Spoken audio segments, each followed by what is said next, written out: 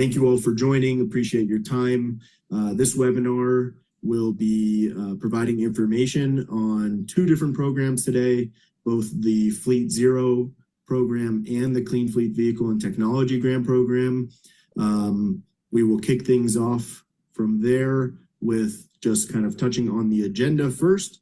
So we'll start with some welcomes and introductions, which we've already gone through, make sure interpretation is working. And then I will lead us off with information specifically on the Fleet Zero grant program. Then I will pass it off to my colleague over at the Colorado Department of Public Health and Environment, or CDPHE for short, for information on the Clean Fleet Vehicle and Technology Grant Program, which the acronym we're just using CFVT.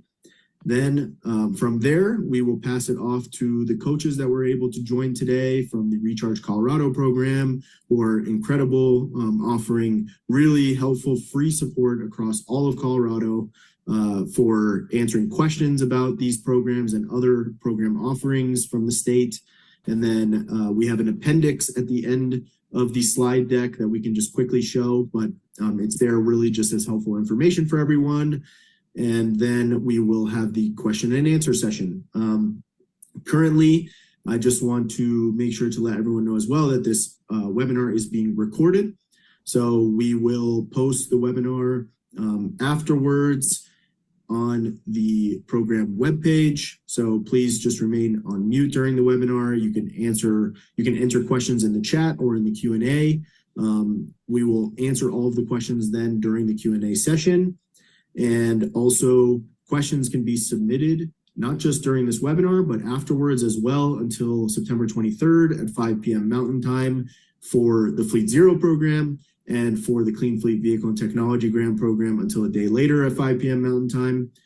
And then outside of this webinar or through the formal Q&A process, the Colorado Energy Office and CDPHE are not able to answer questions during open application rounds, but the Recharge coaches are still available to provide support, and responses to all of the questions answered during this webinar will also be posted publicly on the program web pages.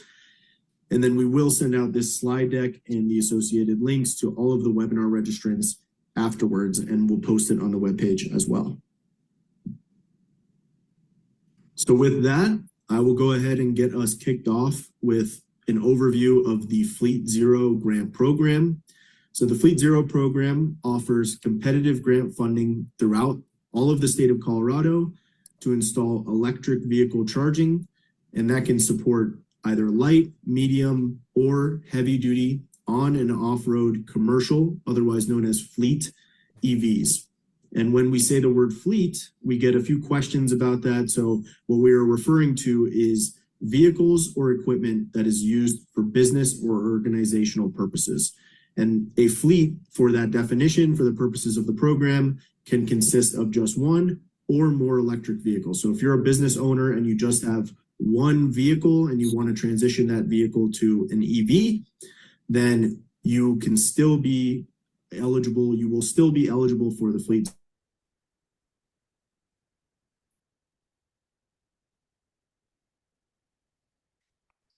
So as another clarification point, again, the program is available for charging to support both electric vehicles and or off-road equipment. So when I say EVs, really, we are referring to both on-road and off-road electric vehicles and equipment.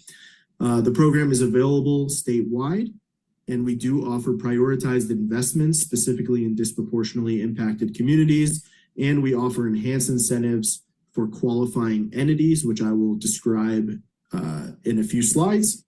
And then eligible applicants include those applying for funding either to install private fleet charging, such as behind the fence or at your own depot, or at a depot owned by a landlord that you keep your vehicles at, or shared public or semi-public or reservation-based fleet charging, as well as charging as a service specifically for fleets. And all of those different types of projects are defined in the application guide if you need more information. And then the Fleet Zero program uses both state community access enterprise and federal funding, which is again offered through a competitive evaluation process based on other applications that we receive, the program goals, the evaluation criteria, and funding is not guaranteed. So it does need to be, include the information that we ask for in the application. And there are a variety of different goals for the program, including, of course, reducing emissions, improving air quality, and saving fleets money on operations by increasing EV adoption and supporting Colorado's zero-emission transportation goals. And there are also a number of recent program updates that have been made. So for convenience, those are included in the Appendix E in the application guide.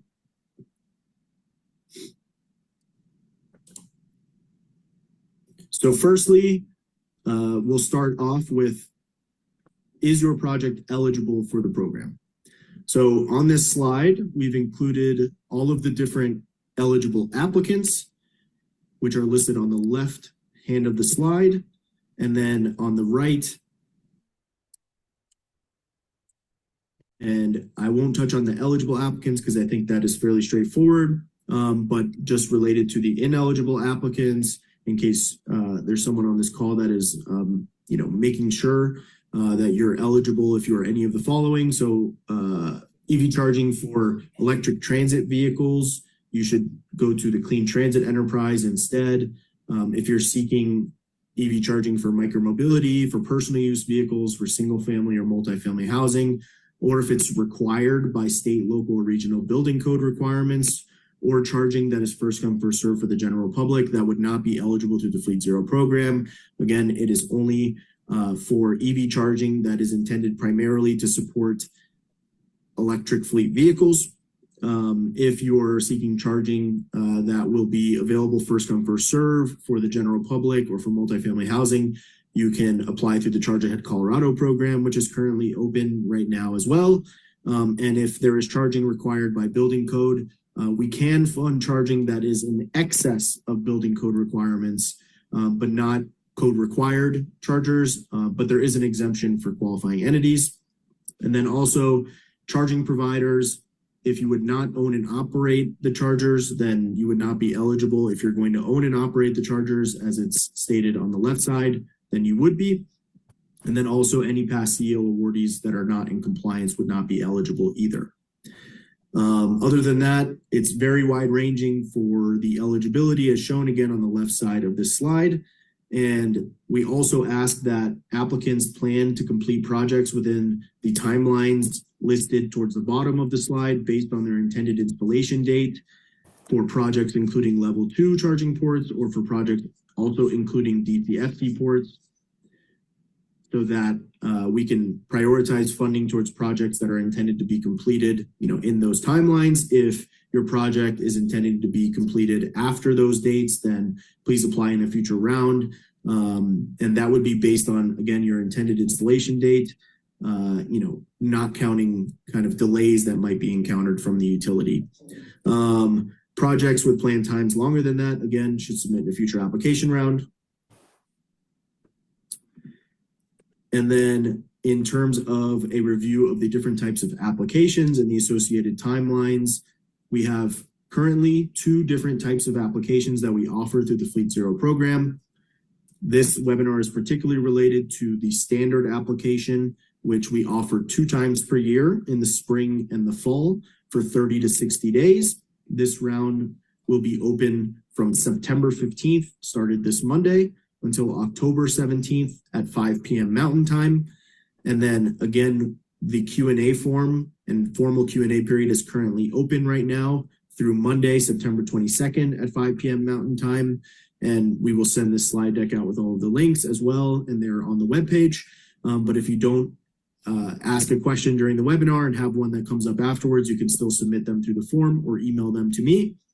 All of those responses will be posted on the webpage by September 26th by 5 p.m. Mountain Time with this recording and the slide deck.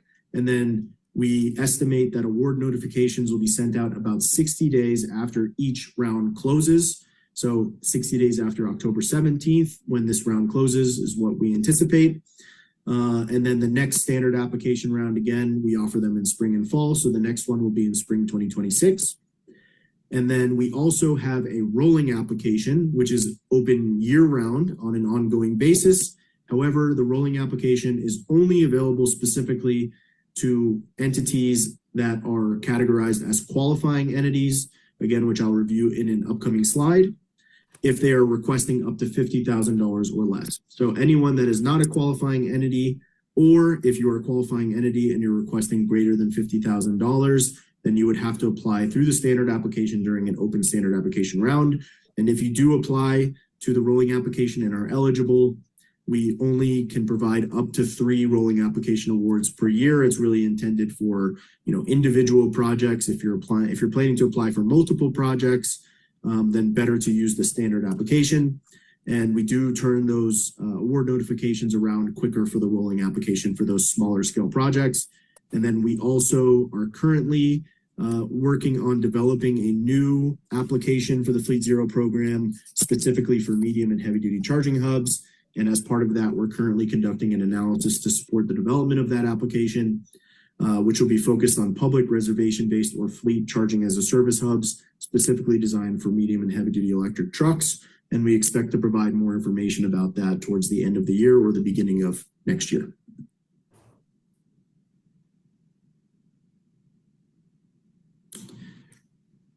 And then to jump to our next topic is the program funding table. So the Fleet Zero program offers funding up to the maximum incentive per charging port listed in the table shown here. That is in the third column over here, with a minimum match of 20% required. And that match is based on net eligible costs. For example, if you receive a utility incentive, then we will take the total eligible costs of the project. We will reduce the total incentives that you receive from the utility or other incentives to get then the net eligible costs, and then the minimum match will be based on those net eligible costs. And in the appendix, there's a few examples that should hopefully be helpful for that. And then if you are a qualifying entity, again, you are eligible for enhanced incentives, which is the column all the way on the right. So for qualifying entities, you are eligible for that increased enhanced maximum incentive per charging port of $7,000 for level 2 or less than 50 kilowatt DC fast chargers instead of the $5,000 for non-qualifying entities, and then an increase of $5,000 up to $5,000 per port for DCFC from 50 to 99 kilowatts or 100 kilowatts or higher, and a reduced minimum match of 10%. And then for the definition of what we mean by a charging port must be capable of fueling an EV at the listed power level when you are simultaneously charging. So to be 100 kilowatts or higher for 2 ports, if it's a single charging station, that charging station needs to offer 200 kilowatts or higher power in total that can charge 2 EVs simultaneously at 100 kilowatts or higher. If it's between 100 to 199 kilowatts for the individual charging station, and the charging station has 2 ports, and you can charge, for instance, 2 EVs at 90 kilowatts each when simultaneously charging. If the charger is 180 kilowatts, then that would be a dual port 50 to 99 kilowatt charger, because you can charge 2 EVs at 90 kilowatts each when simultaneously charging. And then for DCFC 50 kilowatts or higher, we do not offer one-to-one charging for each vehicle to each charging port, since that's really not needed in the majority of cases. So that should only be for class 4 or heavier EVs, unless you are going to be sharing the fast chargers amongst multiple light duty EVs based on the use case, such as quick turnarounds, emergency services, slip seat operations, etc.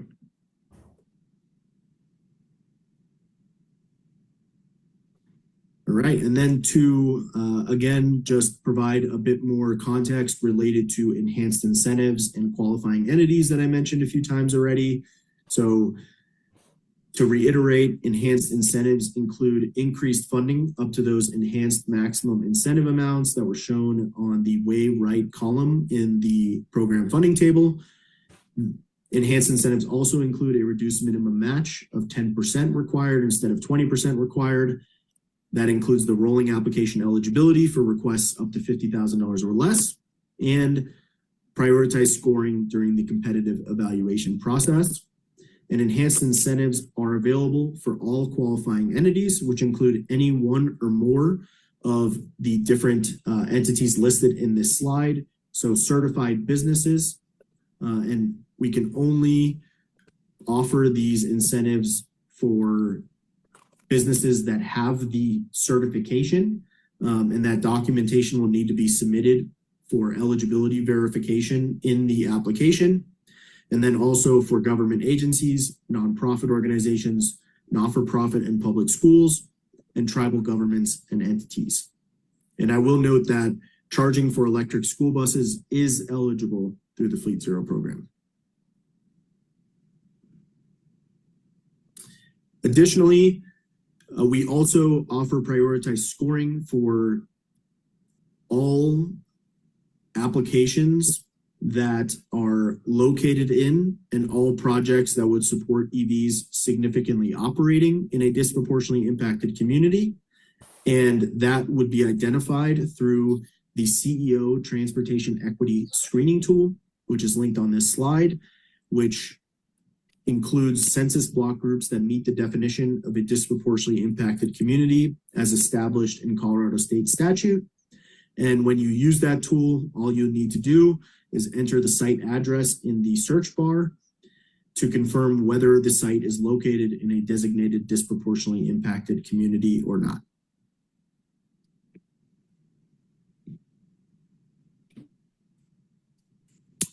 Okay, now that we have reviewed all of the eligibility considerations and the program funding and enhanced incentives, qualifying entity eligibility, I'll just review a number of different important program requirements related to a few different categories. So that includes EV charging stations, the electric fleet vehicles or equipment, and then projects that are not for a single fleet, which are the other different project types, again, with more information in the guide, which includes shared, public, semi-public, and fleet charging as a service projects.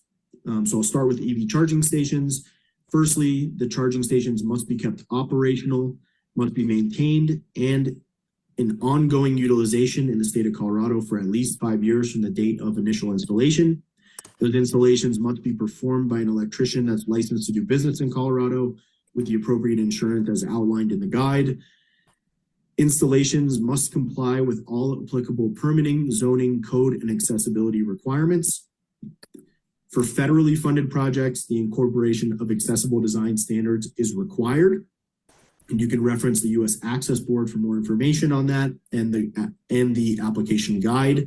And then for state-funded projects, if any awarded charging port will be made available to more than one fleet or to employees or to the public at any time to charge a personal EV, then accessible design standards are required. There is an exception that is outlined by the U.S. Access Board for single fleet that will only use the chargers to charge fleet or company EVs and will never be made available to employees or to the public,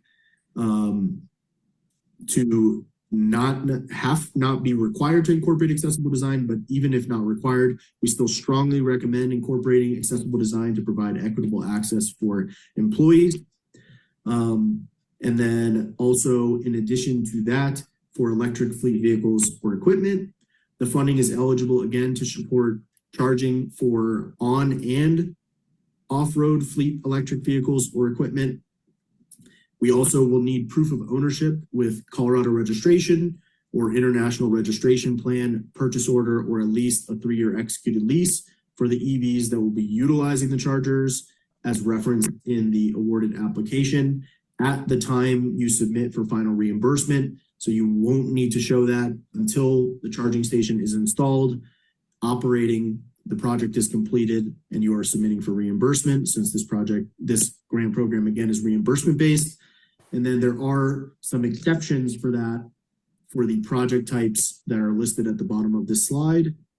And if we need to make any updates for individual fleets, For instance, if something has changed since your application, we can talk through that on a case-by-case basis if that is the case. Again, for shared public, semi-public, or charging as a service projects, in that case, accessible design is required. However, some exceptions will be considered at the discretion of CEO if you don't include one J1772 connector for level 2 chargers or a CCS connector for DCFC, with additional information included to show the intended demand. And there's more information included in the application guide and in the recent updates section. Since this is an update that was recently made, where exceptions can be considered at the discretion of CEO, for instance, in the case of projects that are intending to incorporate MCS or megawatt charging.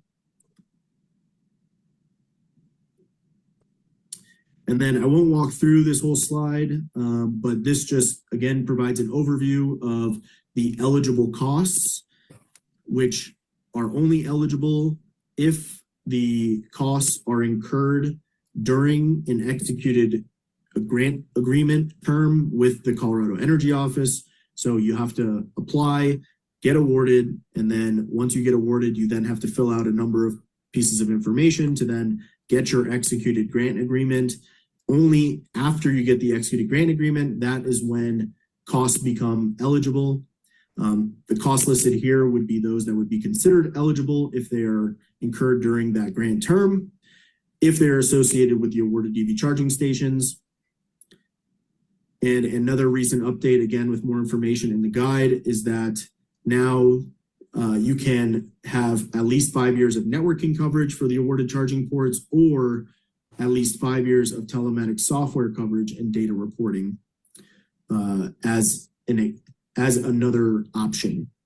Ineligible costs include the ones that are listed below, as well as those that are incurred before receiving an executed grant from CEO. And then also, all funding is reimbursable, and awardees will only be reimbursed after the project is completed and after your reimbursement documentation has been approved by the Colorado Energy Office. And then here is a review of the final required documentation. So after you've been awarded, after you have then gotten your executed grant agreement and the project has been completed and the charging stations have been energized and they are operating, then this is the information that you'll need to provide to your CEO project manager in order to process your grant reimbursement. And that includes the final reporting form, the summary invoice reimbursement request form. Again, we will need copies of proof of the associated EV ownership or IRP purchase order or 3-year executed lease. Then we'll also need legible and dated copies of all of the paid invoices, including proof of the required at least 1 year of warranty and at least 5 years of networking coverage or at least 5 years of telematics software coverage, and data reporting. Copies of required permits, which is only for contracts, photos of each of the installed and operational charging ports and the dedicated EV charging spaces, including proof of incorporation of acceptable design standards if that is required based on the various considerations outlined in the guide, and then confirmation that the charging ports are registered with the Alternative Fuels Data Center, and dashboard data access shared with CEO for the telematics software or the charging network, or quarterly reporting of the required data submitted to the Energy Office on an ongoing basis for at least 5 years from the date of installation.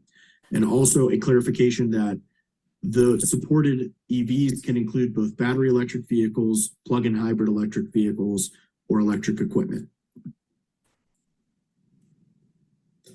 And with that, I will go ahead and pass it to my colleague over at the Colorado Department of Public Health and Environment, Matt Goebel. So please take it away, Matt.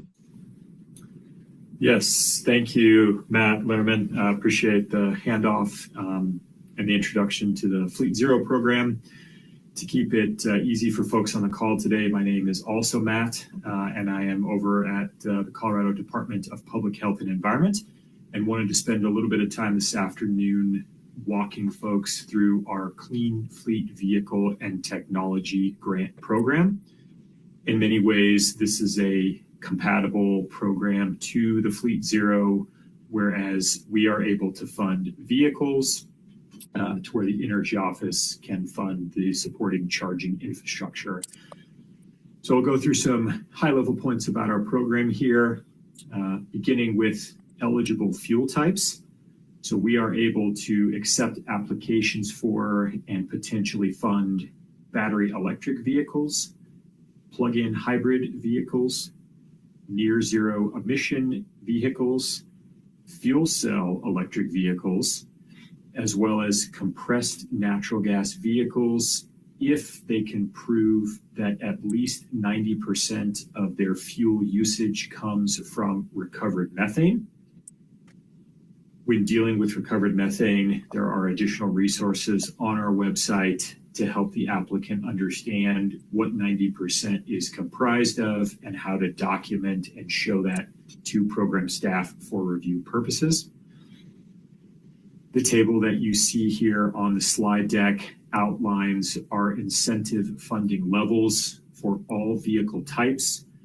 And if you go from left to right on the table, you'll see the eligible gross vehicle weight rating class, what it is commonly referred to. Continuing to the right, that is a maximum percentage of MSRP that we would fund on a per vehicle basis in that class. And then lastly, on the right is a per vehicle dollar cap. The way the incentives are structured is that the applicant would receive the lesser amount between either the percentage listed or the per vehicle dollar cap. And I do want to note quickly a couple of asterisks here that you see below the table. Again, the compressed natural gas vehicles are eligible if accompanied with proof that the fueling would satisfy the 90% recovered methane requirement.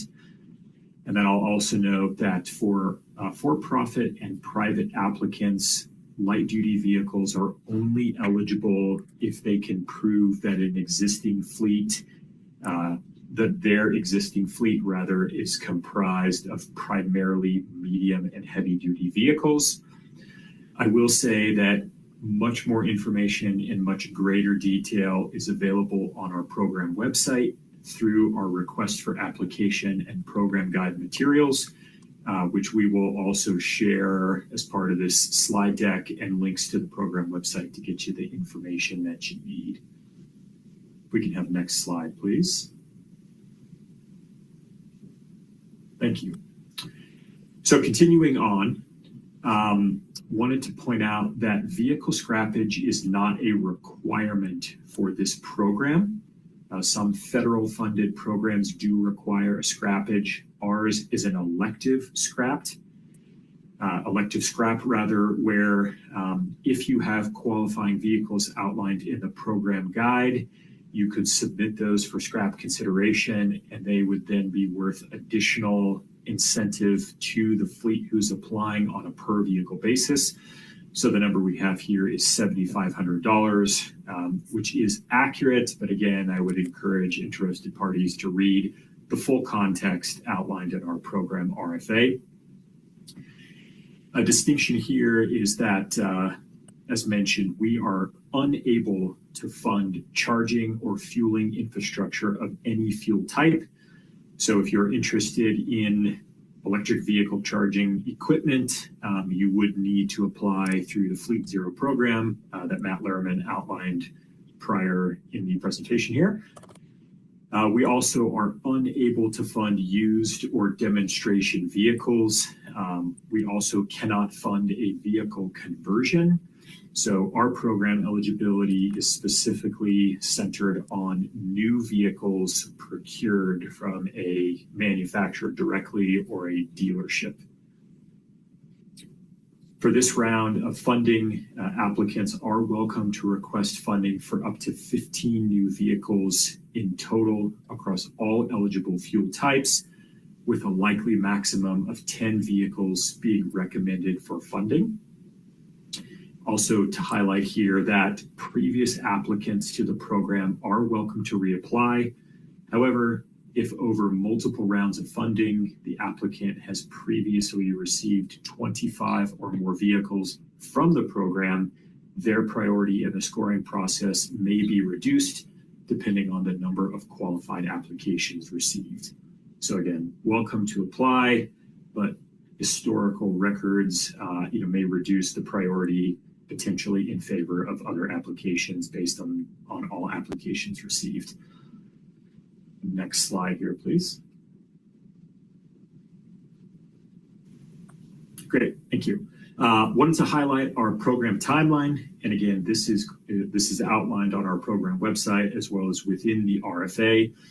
So we did publish background program information and this schedule of activities on September 5th on our program website. The RFA itself was published on September 15th and available to the public. Our written inquiry period, the deadline for inquiries to clarify program materials is September 24th at 5:00 p.m. And then we will answer, respond, and publish a response document on a website to all inquiries received no later than October 1st at 5:00 p.m. The application itself applications for all parties will be due on October 24th at 5:00 p.m. Applications are accessible via the link on our program website and will take the user to a third-party software to complete the application. We are intending to notify awarded entities in December of this calendar year after the review committee has had a chance to do its due diligence and make recommendations to the Clean Fleet Enterprise Board of Directors. And then we anticipate that contracts would become effective and allow awarded entities to move forward with purchases in the early 2026 timeframe. I will note that the December and early 2026 timeframes are subject to change, based upon the board's meeting schedule, their discretion, and then the ability of the division here to process the contracts. So, and let's see, next slide here. Okay, before I hand it back over to the Colorado Energy Office, I'll just say once again, I do appreciate my colleagues there allowing me some time to speak about the program today. I would encourage interested parties, again, upon slide distribution, to please visit our program website and to utilize the functionality there to reach out with any additional questions. And Matt, I'll hand it back to you. Yeah, thanks, Matt. And if you want to go ahead, if you have a chance, and add your email, if preferred, or the email to send questions and questions to, and the link to the Clean Fleet Vehicle and Technology Grant Program in the chat, and just make sure that is listed as being able to send it to everyone, then that would be great. And with that, I will go ahead and pass it along to my colleague at the Energy Office, Allison, to introduce the Recharge Colorado program. All right. Thank you so much, Matt. And thank you all for joining us today. The Recharge Colorado program is a program of folks that are contracted with the Energy Office to provide technical assistance as well as information about EVs in general to folks who are interested in going electric with their vehicles. And so in relation to these specific programs, they can help provide you with program information, while we at the Energy Office and at the Department of Public Health and Environment cannot answer questions while rounds are open. And they can also help provide assistance with the application, making sure that you understand, getting site assessments for charger installations, getting estimates for vehicles, and things of this nature. So for the folks that are on as recharge coaches, I will go ahead and ask you all to unmute if you'd like to say hello. I'll just go through the list. So Desiree, I will unmute you first. And Desiree is in Northern Colorado.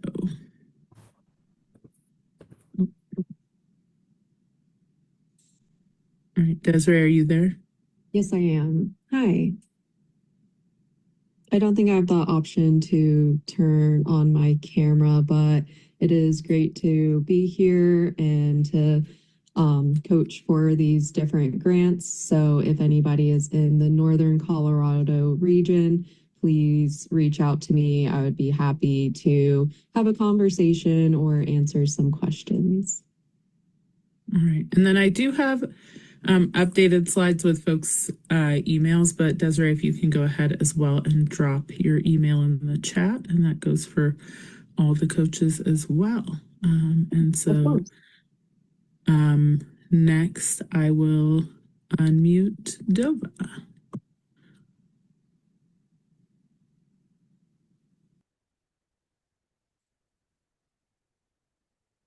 Hello, can everyone hear me? Yes. My name is Dova. I am the recharge coach for the West Central region.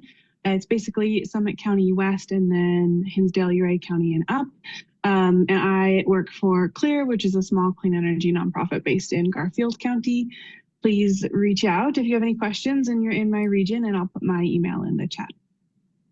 All right, thank you, Dova. Jake, you are next. Hello, can you hear me? Yes. Awesome. Hi, everyone. My name is Jake Bergen, and I work with Drive Clean Colorado, and I will be in the Denver Metro West region. So I'm happy to help answer any questions that you might have, and I will also drop my email in the chat. All right, thank you, Jake. And now Jenna.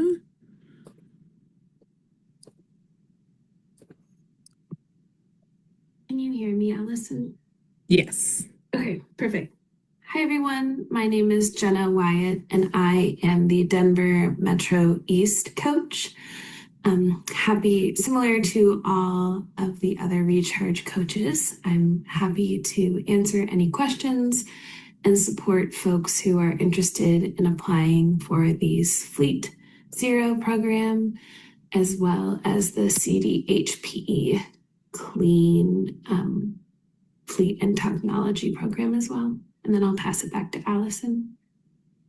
All right, and I think that's everybody that we have here with us today among the coaches, unless I missed AJ up top. Oh, I did. AJ, I'll go ahead and let you speak. Hi, everyone. Can you hear me? Yes. Perfect. Good afternoon, everybody. My name is AJ Zamora. I'm all Rifling Program Manager. I serve as the Southeast Recharge Coach. Just here based in the Pueblo area and surrounding areas. As all the other ones said, definitely feel free to reach out if you're in the area, needing any type of coaching support for any of the state programs, as well as the Fleet Zero, Charge at Colorado, Clean Fleet and Technology program, so on and so forth. So happy to help any way I can. All right, thank you so much, AJ. And then not with us today are Chris from 4Core. I will drop his email in the chat. That's for folks that are in southwestern Colorado. And Steve, and I'll drop an email as well for him in the chat. And that's for folks that are in kind of the Colorado Springs, El Paso, and kind of surrounding areas out to the eastern central the central eastern plains in Colorado. So I'll drop the information for those two in the chat. I do see that maybe someone has their hand up, but I also did, it's Berenice. So yeah, now that we've introduced the regional coaches, I did also want to pass it off to Berenice, who is our equity coach and also bilingual coach for throughout the state of Colorado. So Berenice, I believe you can unmute and turn on your camera. Thank you, Alison. Can you hear me well? Yes. Yeah. Hello, friends, amigos. We are the equity coach, and we work across all Colorado. So if you need support in sending these applications in other language than English, we are here to support you. And I'm going to put my information and Monarca group information on the chat. Thank you, Alison. Yep. Thank you, Berenice. And so, yes, if you need additional support with the programs while the grant rounds are open, please do reach out to these folks. And you can reach out to us at the Energy Office, but we are not able to answer application questions during the open rounds. And now I will pass it back over to Matt. All right. Matt. Thank you, Allison. Yeah, Matt Lehrman, not Matt Goebel. Yes. Thanks, Allison, and thank you to all of the recharge coaches for introducing yourselves. Allison, I passed you over the host capabilities, so if you could just add to the chat to make sure everyone can access it. A link to the Clean Fleet Vehicle and Technology Grant Program and a link to the Fleet Zero program as well. And then also, I already see a question in the chat related to, allowing participants to copy responses in the chat. Unfortunately, that is something that is not, we're not able to update during the webinar because it's in a webinar format. So sorry about that. But again, we will send out the slides that has a link to everyone's emails, that has a link to each of the program web pages with more information. So apologies for that. And then also, now that we have covered all the information related to the programs and to the Recharge Colorado program, we will go ahead and get things kicked off with the Q&A session. And on this page as well is some of that information that I just referenced. So for Fleet Zero, the Q&A form, the contact, which is my email, and the web page for questions and answers for the Clean Fleet Vehicle and Technology Grant Program. The email listed here is where you would send questions to. And then Matt Goebel is the contact. And then the web page for that program. And again, coaching is also available in Spanish by contacting Monarca Group. So with that, we can go ahead and jump into questions. So I did see a question in the chat earlier that Matt Goebel, if you are still on the call, I saw you responded to, but if you just want to address it out loud, is the Chevy Silverado considered a light duty type vehicle? Yes, thanks for the prompt. For the purposes of the program, it would most likely fall into that light duty classification. I say most likely because I'm not immediately familiar with all different trim versions and what the associated gross vehicle weight rating is. So short answer is yeah, likelihood for it to be considered as light duty. Thank you. Yes, and I think, correct me if I'm wrong when you look it up, but I think the gross vehicle weight rating for the Silverado and maybe the F-150 Lightning, for instance, as examples, those pickup trucks would fall just above 6,000 to be potentially eligible for that program. But again, there are those asterisks that Matt Goebel mentioned earlier related to program eligibility. But again, if you want some, exact clarification, then they will be able to provide more detailed information in a response in their formal Q&A. And Matt, we will send you that question so that you can incorporate it as well to address it. And then also a couple other questions that I've seen come through. One, will the slides be immediately available? Just in a couple days, so we just need to get the recording all updated and everything and uploaded. As soon as the recording is available, then we will send the recording out with the slides to all of the registrants for the webinar, and then after that we'll go ahead and also add them to the web page. Another question that I already see is, can you discuss how the software license would factor in the amount reimbursed, please? Yeah, so I think that is related to the EV charging network software or potentially the telematics software for Fleet Zero. So the way that would factor into the amount that is reimbursed is that basically when you complete an application, if you then get awarded, if you then successfully go through the whole process, right, to get your account set up, to agree to the terms, and then you get your executed grant agreement, from the date that you get your executed grant agreement, that is when then you have the green light to proceed with eligible costs for the awarded project.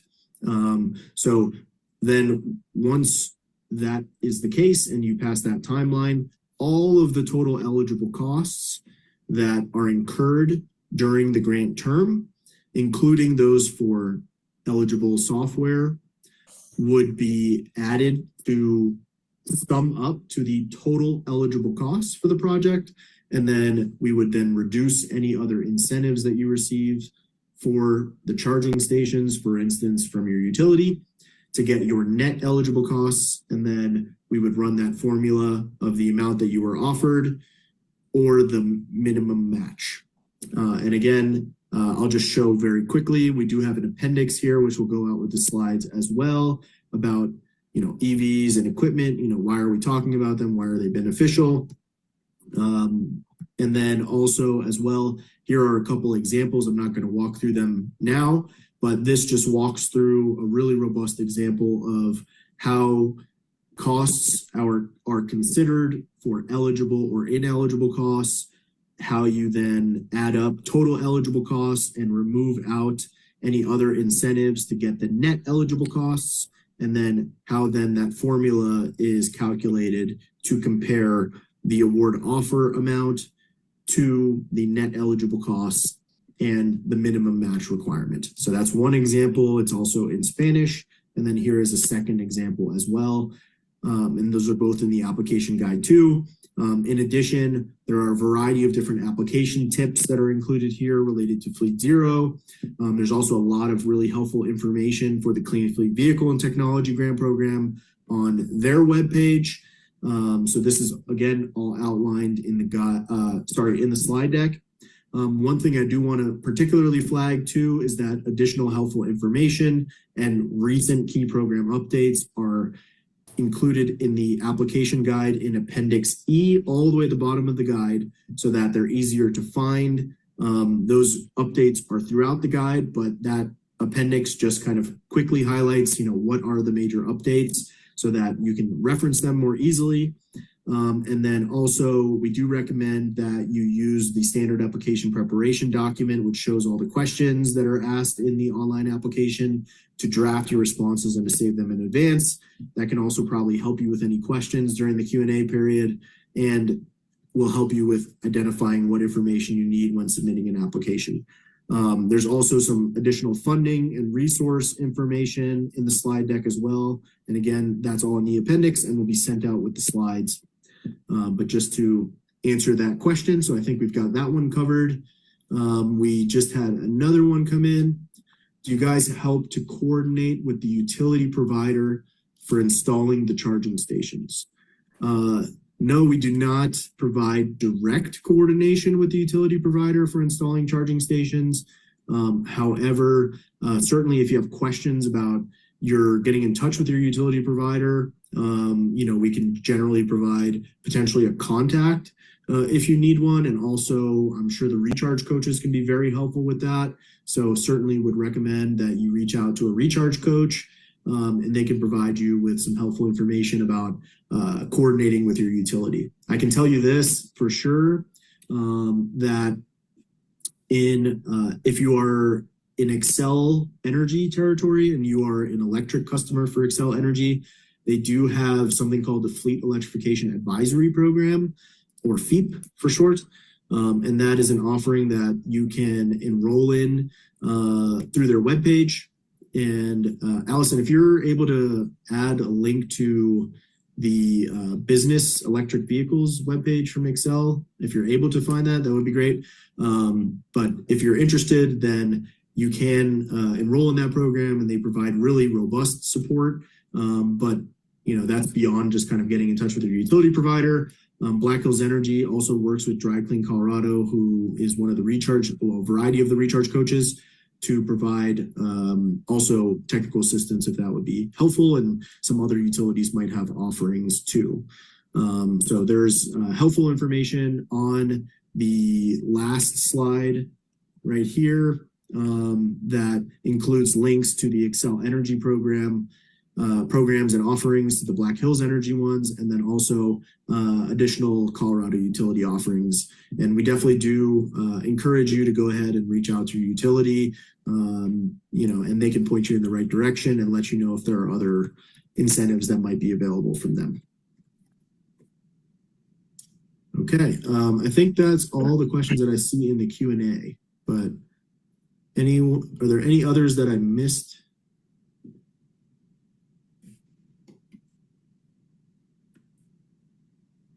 I'm reading over some stuff, not a question, but to the teams, I just wanted to express appreciation for how well designed the programs are. Been working in the space for a number of years, and it's designed very well. When I speak to other agencies and groups, stakeholders about the grant, you point to the program. So thank you very much. Really appreciate it. Sorry to interrupt, Matt. Yes. I got a question that once they get the contract from the energy office, are they okay to buy the cars in a different state than Colorado, or they have to buy it in Colorado? This is for the fleet and technology grant. Okay. Yeah, good question. So one thing just to first clarify is that related to vehicle or technology funding that is not charging, that would be managed by the Colorado Department of Public Health and Environment, or CDPHE, not the Colorado Energy Office. CEO manages the Fleet Zero program for EV charging for fleet vehicles, and CDPHE administers the program for vehicles and technology funding. So with that, I will go ahead and pass it to Matt Goebel to go ahead and answer that question. Yes, thanks, Matt. To answer the question as I heard it, and please correct me if I'm wrong, was once they have permission to proceed, if the vehicles have to be purchased in Colorado. If that is in fact correct, I think the short answer here is that no, the vehicle purchase does not necessarily have to take place in Colorado. However, the vehicle does have to be registered and operate in Colorado per the operational requirement in the program guide. So what I would suggest is if to the individual who posed that question, if you could please reach out to me directly via email. I'd like the opportunity to respond in a bit more detail during our Q&A session up through the 24th to make sure that we don't steer folks incorrectly. Okay, Matt, I will let them know. Thank you. Great, thank you. And then I just stopped sharing screen so we can see everybody more clearly. And I can find all my links now. So we just had another question come in for the CDPHE grants, specifically focusing on the fine print. Private for-profit applicants may only request funding for light-duty vehicles if they provide supplemental documentation showing that at least 80% of their current fleet is composed of class 4 to 8 vehicles. What is the definition of a private for-profit applicant? What was the rationale behind the split between medium and heavy duty and light duty? And Matt Goebel, if you want to, call on anyone to provide more information, that was from Paula Soli. Yeah, appreciate the question. Great to hear from you. So I think two parts in response. What is private or for-profit? I think short answer is it's sort of the exact opposite of nonprofit, government agency, state agency. So those folks that I just listed do not have to comply with the existing fleet requirement if they are requesting light-duty vehicles. In terms of the rationale, it does come directly from the Senate bill that authorizes the enterprise. It's some fairly nuanced language. And so what you see there regarding the composition of medium and heavy duty vehicles in an existing fleet is the interpretation of the staff, at this time. But again, I would echo sort of my previous response that if you don't mind sharing that question or submitting that question to through this process, once the webinar is over, I'd like the opportunity to respond, make sure that I'm answering that, in as much detail as I can for you.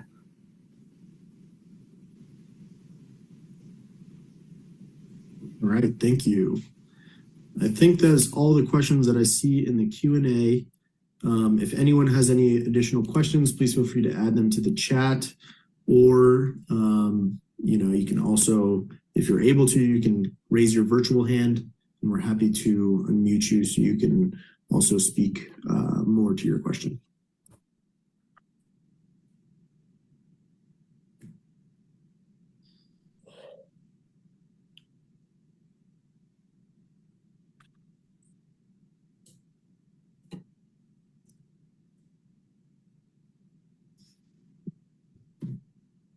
Okay, not seeing any coming in as of yet.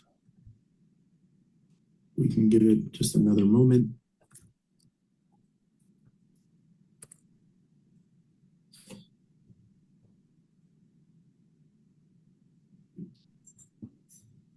Okay, well, I'm not seeing any more coming in. So again, thank you all for your time. Really appreciate it. Appreciate in particular your patience as we got things started. Again, to make sure that we are providing equitable language justice, and also a emphasis that we, again, are going to send out the recording of this webinar and the slide deck and all of the associated links to everyone after we get that uploaded. And then those will be posted on the program web pages as well. Both programs still have Q&A periods open. That information is included in the slide deck and on the program web pages. Again, they are two separate and distinct programs, one for EV charging for fleet vehicles and one for vehicles and technology funding. So if you have questions about vehicles and technologies, then you would ask them to the Clean Fleet Vehicle Technology Grant Program, and for charging to the Fleet Zero program. And also, we will then post those on the webpage as well. But again, thank you for your time. And with that, we will go ahead and close things out. And thanks to the Recharge coaches as well. Thank you, everyone, for joining. Have a great night.